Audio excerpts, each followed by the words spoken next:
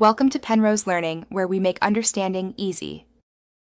In this video, I will explain how to update your Mazda CX-5 software.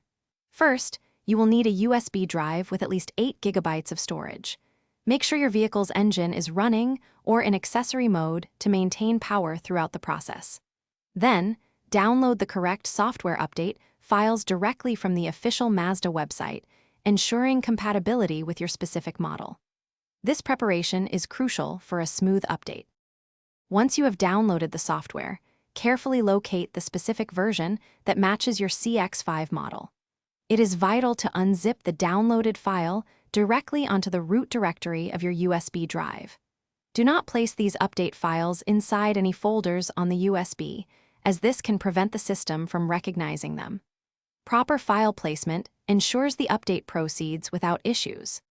With your USB drive ready, insert it into one of your CX-5 USB ports. Next, navigate to the Settings menu on your Mazda Connect display. From there, select the System tab and then choose Software Update to initiate the installation.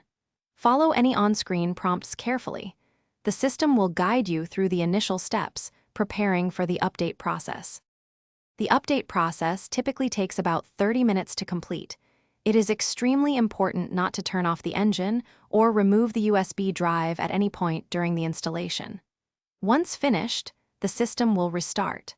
Finally, confirm that the new software version is correctly displayed in your system information, ensuring a successful update. Enjoy your updated Mazda Connect system. Thanks for watching. If this was helpful, leave a like and consider subscribing. See you next time.